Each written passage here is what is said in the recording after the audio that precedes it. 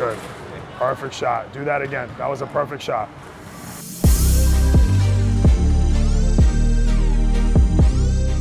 You got that perfect shot because your arc, your depth, and alignment were right where it needed to be, right in the middle.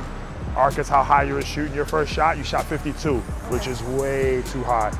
But I see why, right? Because the net makes you think you need to shoot it that high, but you don't need to shoot it that high. It took you about 4 shots to get to that perfect shot, which is great. Your depth obviously is how short or long you're shooting. You had 52, but you were short. So the ball was going out of your hands really high and hitting the front rim. The best shot is a Brad shot, back rim and down, which is why you got a perfect shot. A lot of people do not get perfect shots in 20 shots, all right? And then the next one is alignment.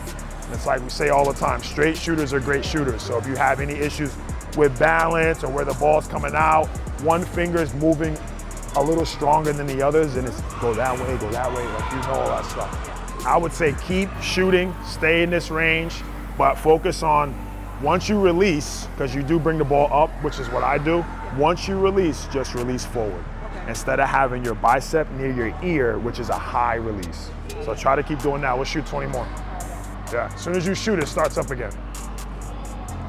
I didn't come into this workout liking shooting machines, but one of the main things that I like about it is the timing of it all. It waits for you to shoot. A lot of shooting machines, they kind of go. They don't have time to really reset. And I love the feedback. You're trying to figure out what's going on, like why is my shot right, why is my shot left? And it actually breaks that down for you. It tells you your arc, your depth, left, right. So that's really helpful. So one of the big things we're talking about is her release point. You know, she does have a high arc, and sometimes with a really high arc, if you're not releasing the ball forward enough, you're gonna have a high arc and a short shot.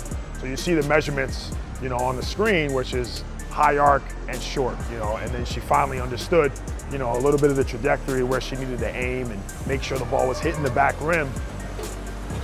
There we go, another perfect shot, do that again. Good. You know, her release point was a little bit forward, her bicep wasn't so close to her ear, and then you saw a lot more swishes, a couple perfect shots right away in the first 10, 15 shots she shot, which is rare, you know, that adjustment, but kudos to her as far as her experience. She can make those adjustments on the fly. Hold. Now come to the screen. This whole level of competing and training that's involved too. What you can do to train whatever you want to train with. Yeah. So then we go to shooting level 4, for example.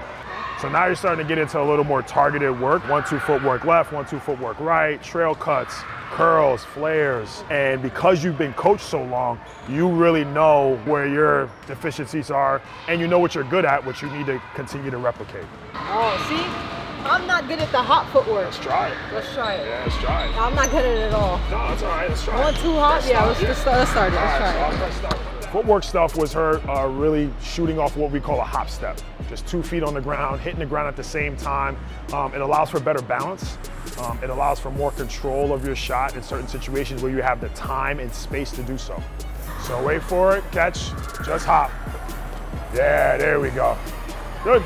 Even if you're going slow, your body's still getting the footwork down, so that's the most important part. You can't go fast if you don't have it slow. So being able to hold the ball and actually break it down with Mike and then go at it full speed, that's cool. So as soon as you get back here, just go. Yeah, the camera knows kind of where you're at and like how long it should take. That's why I said as soon as you get back, go right away. 2, 1. Yeah, you got it though, you got it. Good shot. It's all right. A little more stutter. Now hop. Yeah, just hop. Even if you travel, still do the hop. Yeah, even if you travel. Yep. There we go. This must be a sweet spot. But we figured out where you like to shoot from. Oh, it's the right elbow. I heard it's the right elbow. 10 for 10, let's go. Yeah, a lot of times what you do is sometimes you can take a shooter off the Shoot 360 and rep the footwork across a basketball court, just 2 feet at a time. Take a dribble, right step 2 feet, left step 2 feet. You can do that over and over again and then get them back into the shooting drill and then they can replicate and do that footwork.